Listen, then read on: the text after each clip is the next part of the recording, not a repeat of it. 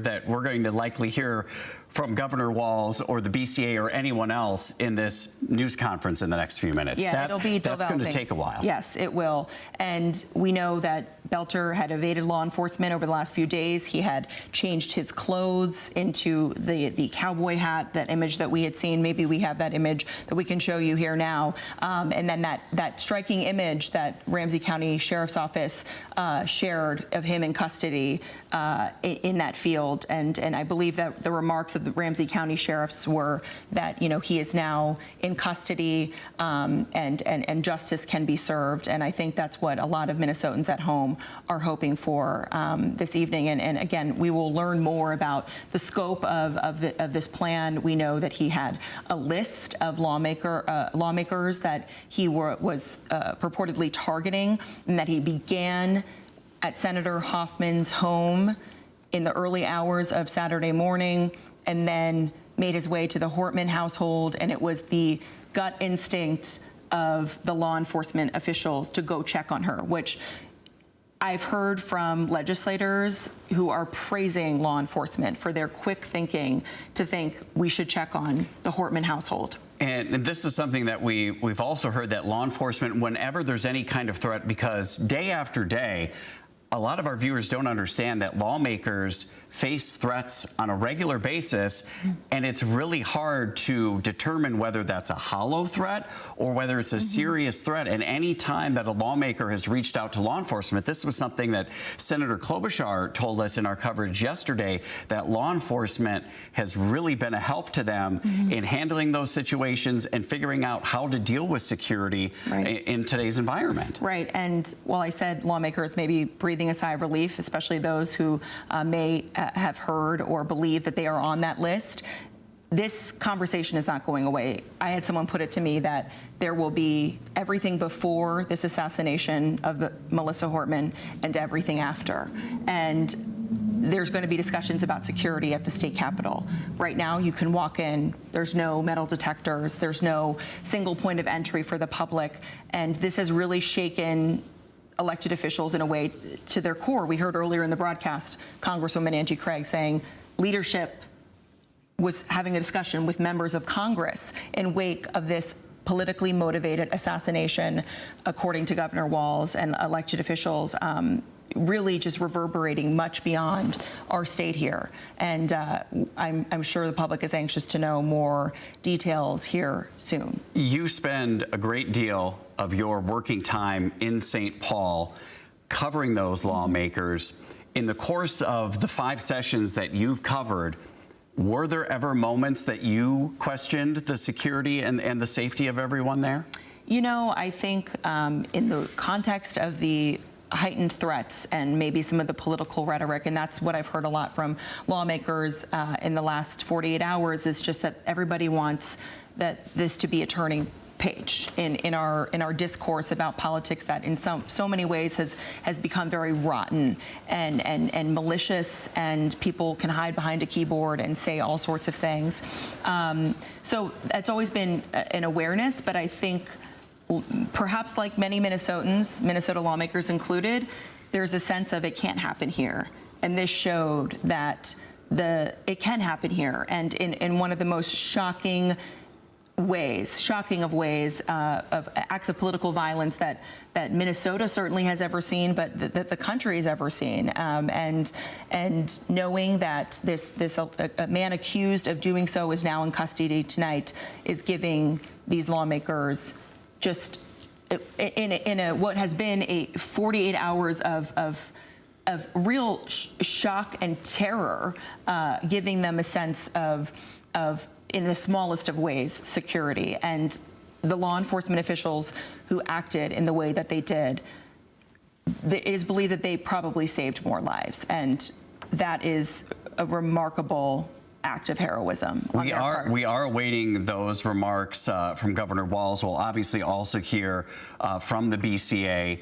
We don't know what level of information they're going to be willing to give us tonight, but I think it's going to be very, very important that they at least tell us that there is no longer an ongoing threat. And I Right. think that's what we're all Right. hoping to hear tonight. And then obviously, as this investigation moves to the next steps, which obviously will include what kind of charges we're looking for, where they're going to be coming from, something that Jonah Kaplan and I were talking about earlier, and then also what information will be gained. Will Belter share some of the information, like motive, like did he have assistance, and how planned and calculated was all of this? And we heard from BCA earlier saying the question was asked of to what extent is the feds involved in this investigation, and of course they've been on the ground, the FBI, the ATF, but to what extent is the federal government taking Governor this case? Walz is now hearing him. actually speaking, so let's listen in.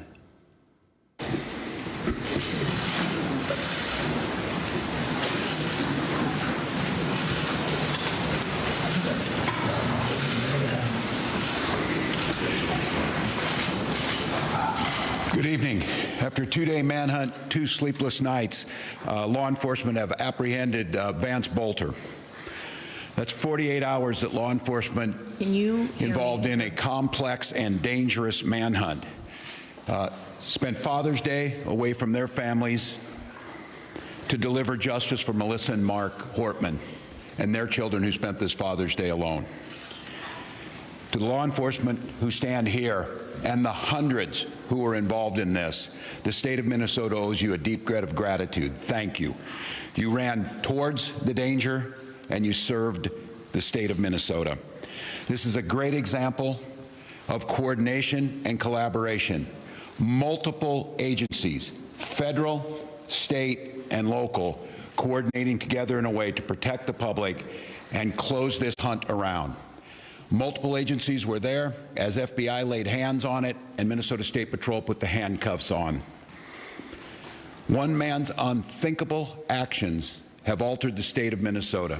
Melissa Hortman was the core of who our values were. She had a hand in so many things that happened. The building that we stand in, she helped usher through so that we could respond from the State Emergency Operations Center with the professionalism and giving the tools necessary to law enforcement to do their job. To Melissa and Mark's family, I cannot fathom your pain and the grief that you're going through. We'll take solace in the memory and the work that Melissa did, and you can rest assured that we will put every ounce of effort that the state of Minnesota has to make sure that justice is served and the individual responsible for this serves the time for the unspeakable act. State grieves with you. To John and Yvette Hoffman, the latest news is Senator Hoffman came out of his final surgery and is moving towards recovery. Yvette is healing. And I think when the story comes out, and I'd like to say on behalf of the state of Minnesota, the heroic actions by the Hoffman family and their daughter Hope saved countless lives, and we are grateful. Bureau of Criminal Apprehension will continue to investigate. We will keep you informed. We'll spare no expense and no work to make sure that that happens. A moment in this country where we watched violence erupt. This cannot be the norm. It cannot be the way that we deal with our political differences. Now's the time for us to recommit to the core values of this country. And each and every one of us can do it. Talk to a neighbor rather than arguing. Debate an issue. Shake hands. Find common ground. This is who Melissa Hortman was. In the first negotiating session that I had a chance to work with her, she got all the partners in the room, and she provided each and every one of us a copy of a book called Getting to Yes. And the whole premise was debating with a sense of goodwill, a sense of trying to come to compromises that serve everyone. And because of her, we did that. Because of her, we did that year after year after year. That's the embodiment of how things are supposed to work. It's not about hatred. It's not about mean tweets. It's not about demeaning someone. It's leading with grace and compassion and vision and compromise and decency. That was taken from us in Minnesota with the murder of Speaker Hortman. So for each and every one of us to truly honor, and we will continue to honor that spirit, but we will need to do it in just more than actions in a memorial. conducting ourselves in the spirit that Melissa Hortman did her work is what the country needs to heal. I will once again say the deep debt of gratitude. These professionals standing behind us and countless others. This was, you'll hear from them, incredibly complex. And to take this suspect in with no life or injuries to civilian population and to bring him in alive so he can serve justice, which he will do in Minnesota, is an incredible thing that we are grateful for. With that, I'm going to turn it over to the professionals, starting with Commissioner of Public Safety for the state of Minnesota, Bob Jacobson. Thank you.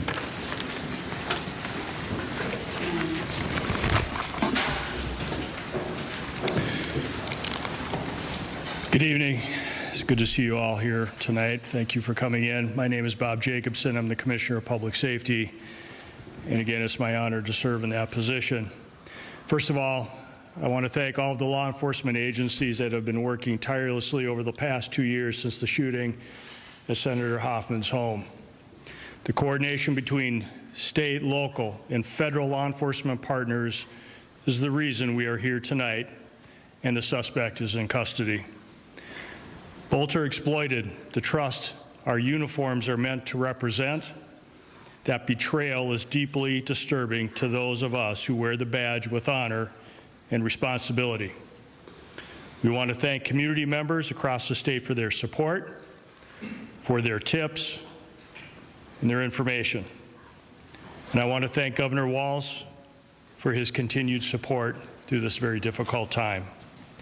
With that, I will pass this off to Superintendent Drew Evans of the BCA. Thank you. Well, good evening, everyone. My name is Drew Evans. I'm Superintendent of the Minnesota Bureau of Criminal Apprehension. As was noted and was previously described, Vance Bolter was taken into custody in Sibley County. We were with you earlier today when we provided information about the manhunt and the myriad of law enforcement that have come together working in partnership so that this evil cannot be continued. The first step in a case like this is that we take him into custody, and then the work will continue and begin to make sure that we have all the evidence we need to ensure that he is held accountable for his crimes. Please bear with me, but I think it's important because it has been noted by the governor, just to give you some background on the teams that were down there, and I may even be missing some in terms of this because there were law enforcement partners, not just from the Twin Cities, but across the state of Minnesota that came together. From the Brooklyn Park Police Department, the Tri-City SWAT Team, Eagan Police Department, Burnsville Police Department, our South Metro SWAT Team, the FBI, ATF, United States Marshal Service, State Patrol, Washington County Sheriff's Office, Ramsey County Sheriff's Office, the Richfield Police Department, St. Paul Police Department, Bloomington Police Department, Sibley County. We had Riverview Medics, Green Isle Fire Department, and LifeLink in the area, in addition to Prior Lake, Crow River SWAT, and the Hennepin County Sheriff's Office. And again, I may have been missing, and I apologize to my partners for that we do that. I share all of that for you because that's the commitment when this sort of evil is in one of our communities, that law enforcement comes together to put all of their resources together to make sure that that person is taken into custody. That is so that people across the state of Minnesota and legislators that were targeted in these attacks and that may have been listed can breathe a sigh of relief as quickly as possible as we came together in an incredibly complex set of circumstances in that. He was arrested, as you saw earlier this evening, in the area of 35600 block of 200th Street, Green Isle. What happened in that is, as we noted, there was a manhunt going throughout the day in that area that we've discussed previously, and there was information provided that he was seen in the area. When that information was provided to the investigators that were conducting the ground search, they converged on the area with a number of SWAT teams with the assistance of the Air Wing from Minnesota State Patrol, and we'll provide a few more details about the end of coming into custody in a little bit, but he was taken into custody at that time. He is in custody, and a reminder for anybody that was not, when we've previously said that, taken into custody under a state criminal warrant. That information will be made public, if it is not already, detailing the complaint that he is charged in the cases at this time with the murders of Speaker Hortman and her husband, Mark Hortman, also with the shootings in John Hoffman and Yvette Hoffman for those crimes, and will be moving forward. We are also in close contact with our federal partners, both the FBI, United States Attorney's Office, who are examining whether or not additional charges should be brought at the federal level related to this at this time. There is a lot of investigation that continues, and I'm going to turn it over to Chief Bruley to provide some comments on this and the work. I just want to tell, certainly for the communities of Champlin, City of Brooklyn Park, you both have incredibly professional police departments that work day in, day out and tirelessly in this situation to bring justice and work towards that, not only for the families and the loved ones and the community that are impacted, but for the entire state of Minnesota. And our teams are incredibly proud to work alongside them and all the law enforcement partners. And so with that, I will turn it over to Chief Bruley for some comments on this, and the work will continue in partnership with them and others moving forward. Chief. Good evening. I'm Police Chief Mark Bruley, Brooklyn Park Police Department. Just a few comments.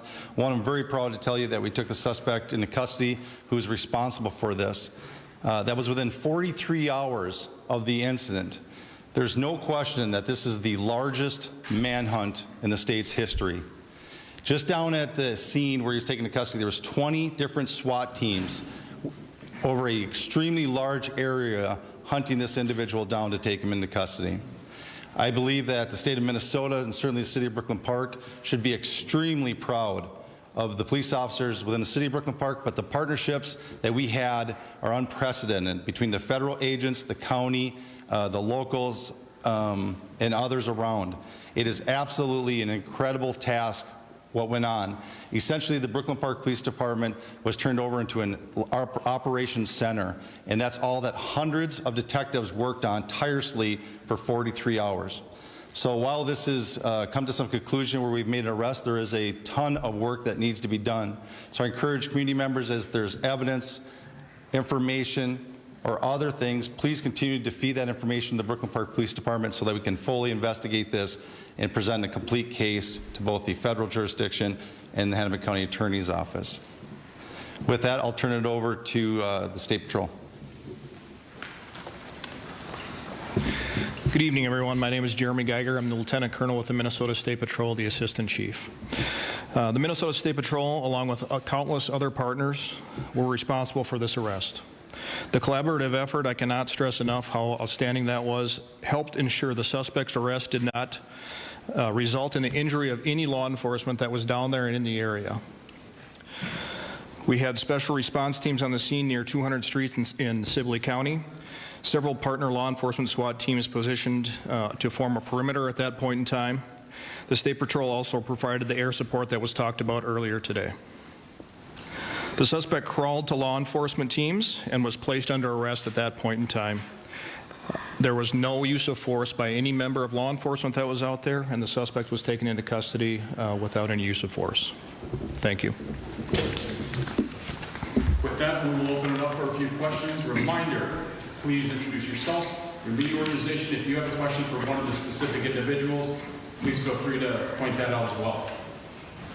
Thank you, Pesco with NBC News. Can I ask anyone up here who can speak to it, did the suspect make any key mistakes that you feel like led to his eventual capture? You know, the question is were there any key mistakes? We certainly, at this point, there's a lot of information we can't share right now in this. What I will tell you is there is some incredibly dedicated law enforcement personnel, criminal intelligence analysts that were out working day in, day out, working together. And what I will tell you is that that the public certainly is always of his assistance to us in law enforcement, and incredibly diligent people in the area that provided us the assistance that we needed to get our teams that were already down there that last piece over. But they were certainly in the area and working diligently together on that. Drew, Water Health Care 11. Do you have any indication that anyone helped him? The question is any indication anybody helped him? We continue to look into that. I don't have anything beyond what we shared earlier today. This investigation, as Chief Bruley noted, will be continuing to expand at this point in time to make sure that we continue to look at all angles of this. And everybody did help him. We will certainly hold them accountable for doing that in this process. Drew, Adrian Rogers from NBC News. Can you tell us how the Hoffmans helped save lives, and what did the suspect say when he was taken into custody? The question was how the Hoffmans helped save lives, and what he. Okay, I don't have the specific. And then what did he say when he was taken into custody? I don't have the specifics on what he said when he was taken into custody.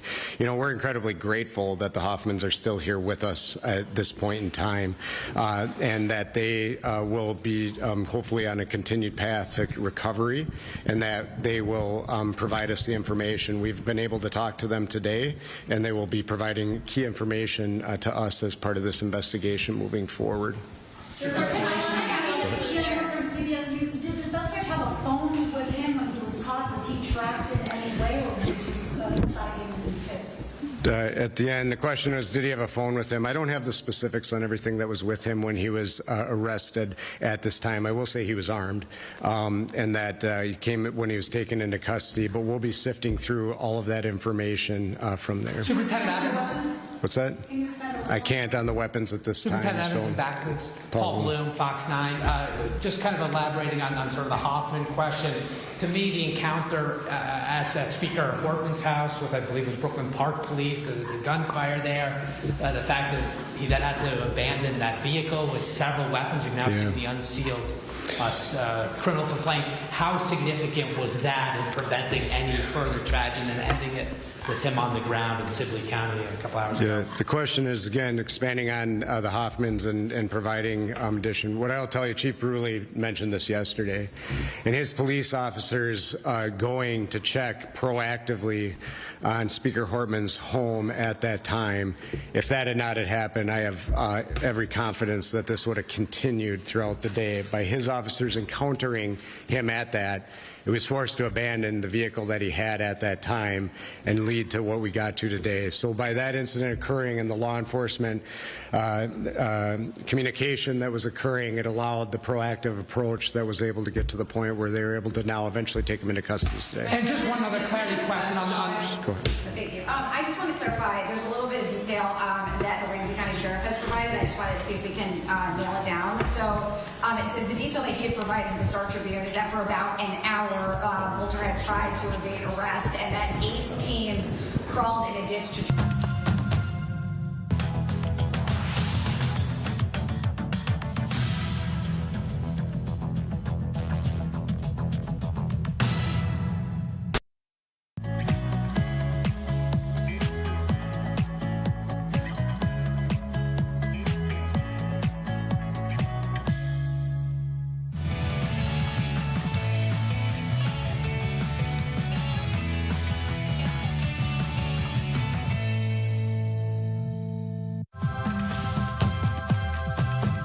You know, I don't know what was going through his head, and I wouldn't speculate, but they have incredibly professional teams that are trained on this and how to take somebody into custody, and they provided the commands, and he gave up peacefully.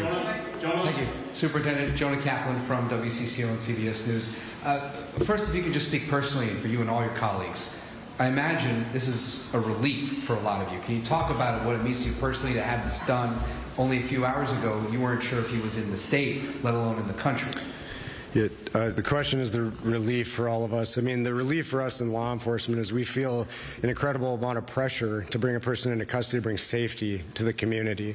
These professionals behind me and their teams, this is what they do. This is what they get paid to do, and they're honored to do the work on behalf of Minnesotans every single day. So the relief is that we can bring that sense of relief to communities across Minnesota, legislators that were on that list, and that's what we want to do. Superintendent. Matt Sepik with the hearing. At what point did you get the call, and from whom generally, that he was in that area in Reno?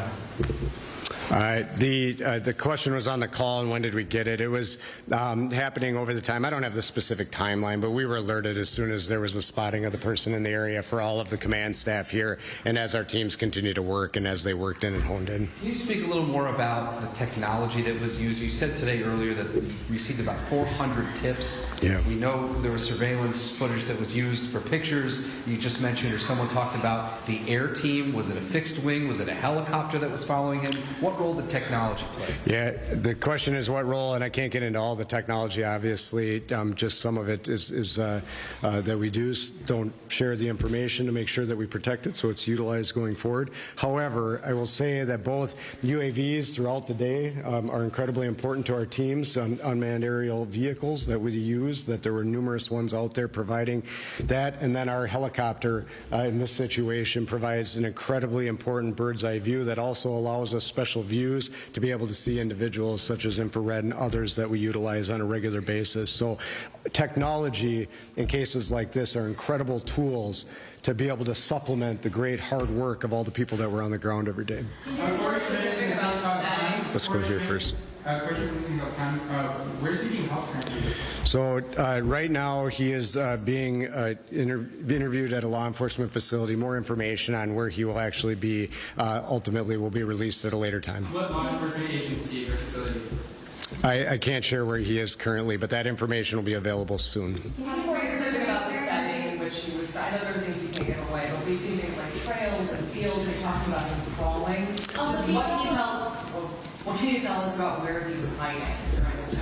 Yes, so this is, where was he hiding? This is in a rural area. These are fields and different wooded settings around, and that's where he was ultimately captured.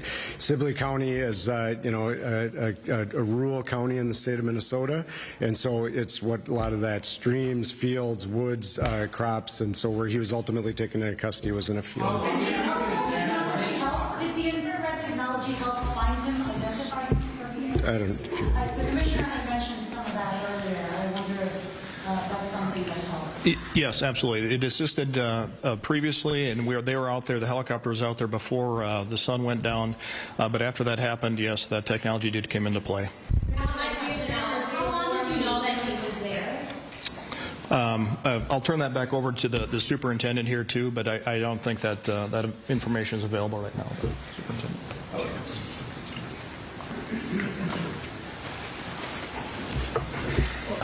Mark Burley, Police Chief, Brooklyn Park. The question is how long did we know that he was there? A vehicle that we believe that he was in was spotted many hours before and had been abandoned. An alert police officer believed that he may have seen the individual running into the woods, and that started a large-scale perimeter that we set up, or down in Sibley County set up, and we started to deploy resources, including the Brooklyn Park SWAT team and along with many other SWAT teams, to contain an extremely large area, knowing that this is a very dangerous individual. During that, we got privy to additional information of an individual that was in the woods, and that search went on for many hours until ultimately we were able to locate him in the woods. In approximately an hour and a half or so, we were able to close the distance in with the technology and the State Patrol helicopter, and where we were able to call him out to us. Are you doing more information about the motive, and are you guys considering this an act of domestic terrorism? Yeah, it's absolutely way too soon to say that right now. That's where the investigation, we have been just solely focused on the manhunt. And the goal is to give some calm to the situation of many individuals that were on the list that were worried about their safety. And this is a very dangerous individual for our community. And that's why so many resources and such a great collaboration came together to focus on removing him from society so that we can restore some sort of calm and bring some healing to our community and to our state. Now begins the hard work of looking at what the motive is, looking at putting this case together, and so that's yet to come. And Mark, people that were on the list, what other, I know there are politicians from Wisconsin on this, what other states have people on this? It was multiple states. I don't have the exhaustive list, but it was multiple states that were on there. Do you have some states that were on the list?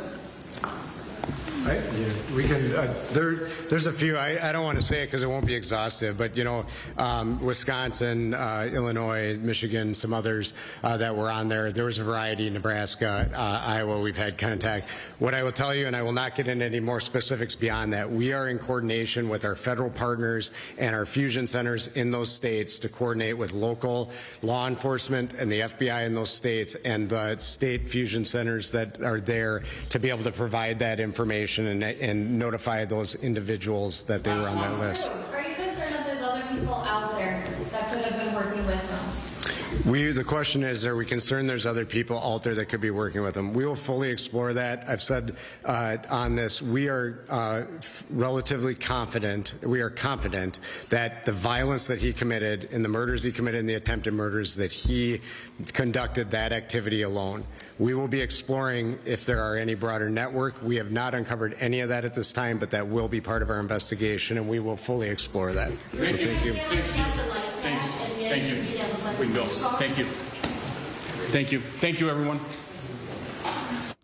All right, you just heard law enforcement. We also heard from Governor Tim Walz a lot of new information about the law enforcement capture of Vance Belter tonight. Let's go through some of the main highlighted items. We know that when he was taken into custody, he was armed, but there was no use of force when he was taken into custody in Sibley County tonight.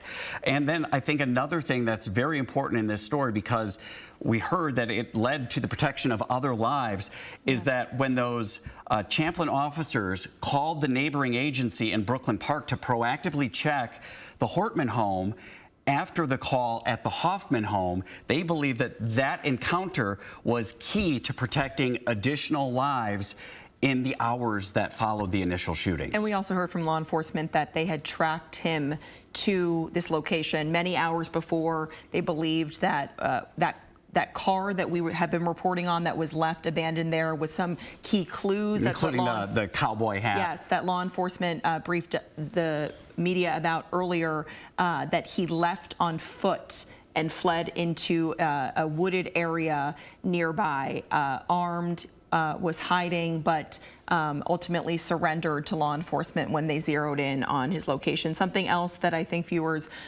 want to know is what's the status tonight? Are there others out there? Was he working with anybody? And at this time, Superintendent Evans with the BCA said that it is believed to be that he acted alone in these attempted murders of Senator Hoffman and his wife Yvette, and of Melissa Hortman and her husband Mark, but that they are still looking for any additional information if there is anybody else who was part of this unthinkable tragedy. But confident that he acted alone in these attacks, as you said.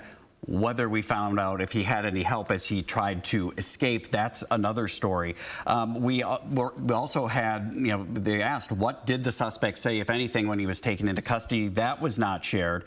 There are obviously a lot of questions going forward about motive and then building that case, which are the next steps. But we also heard about how many resources there were. 20 SWAT teams in that area in Sibley County tonight, hundreds of detectives doing work, over 400 tips being called in by the public over this 43-hour manhunt, which we were told is the largest in Minnesota state history. Yeah, and in the interjurisdictional collaboration, they remarked about how everybody stepped up and was essential into helping this investigation. And we have learned that charges have already been filed against Vance Belter, accused of shooting those two state lawmakers and their spouses, 4 counts of murder in the second degree with intent, not premeditated. Each of the 4 counts carries a maximum of 40 years. I was hearing from some legal analysts about would that be upgraded, those charges. And Senator John Hoffman and his wife Yvette are recovering from multiple gunshot wounds. They have been released. They've released a statement about the arrest of Vance Belter, saying, quote, "First and foremost, John and I hold a deep and profound gratitude for the work of law enforcement agencies and the public for their help in bringing the suspect to justice while diligently keeping our community safe during this extremely difficult and senseless event. John and and I are both incredibly lucky to be alive. We are continuing our healing journey and are humbled by the outpouring of love and support our family has received from across the state and our nation. There has never been a place for senseless political violence and loss of life. We are devastated by the loss of Melissa and Mark, and our hearts go out to all of those who knew and loved them both. We are always at our best when we unite together. And of course, Governor Walz also making mention of the fact that Senator Hoffman out of his final surgery, those are his words, while Yvette continues to recover. So there was some more good news to share, along with the major breaking news that we now know that 57-year-old Vance Belter is in custody, and those charges have already been filed tonight. And this investigation will continue in the days to come as they try to look into what motivated him to do this and continue their investigation. Yeah, we just saw that picture, that shocking picture of him being taken into custody at Ramsey County Sheriff's Office, shared just moments after he was covered after hiding in that very expansive wooded area, very rural, as mentioned there in Sibley County. Yeah. Yeah. And of course, this is a story that, as we've mentioned, as they work toward motive and building the case and still searching for tips from the public as they build that case and really try to understand what happened over the course of this 43-hour manhunt. They're still asking for the public's help. And of course, we're going to continue to bring you coverage in the days, weeks, and months ahead as well. Of course, coming up tomorrow morning, that will start at 5 o'clock with WCCO Mornings. Our full team, including Heather and AJ, will have any new information that develops overnight. And of course, we will continue to watch this not only on air and online. Along with Caroline Cummings, I'm Derek James. This has been a special report from WCCO and CBS News, Minnesota.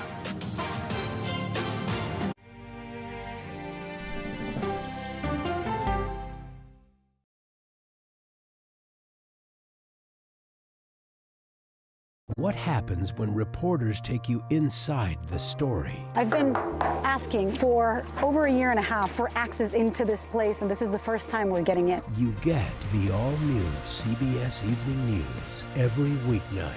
This is CBS.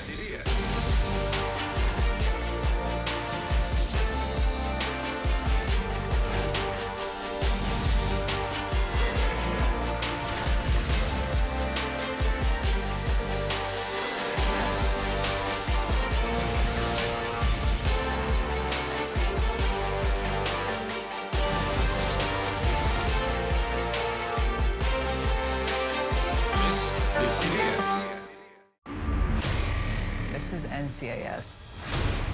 You put on that uniform, you agree to protect the person next to you, no matter what. Welcome to Australia. Match made in heaven.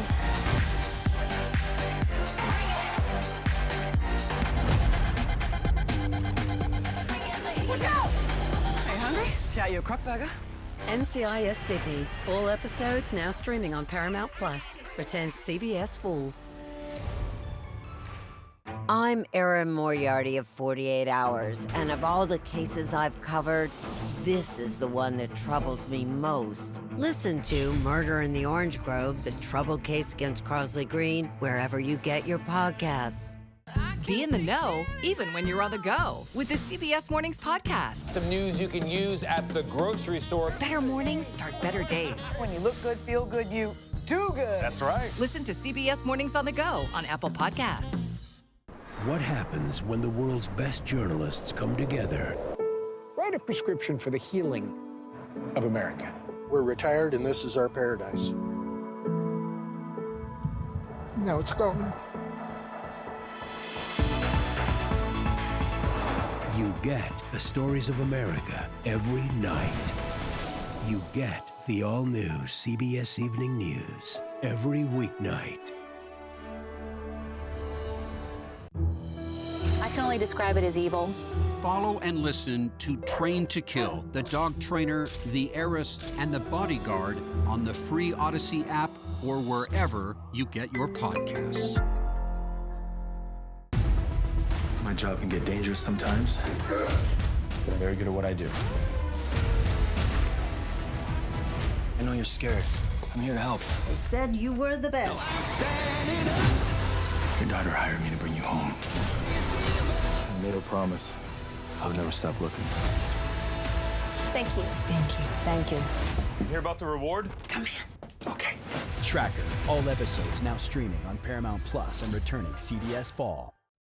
We're now joined by two senators in a rare bipartisan interview, Republican Lindsey Graham and Democrat Richard Blumenthal. They're co-sponsors on legislation to put secondary sanctions on Russia. Good morning to you both. Good morning. I want to get to that conflict in a moment, but starting here on the Middle East, Senator Graham, you said you believe it's in America's interest to go all in to help Israel finish the job.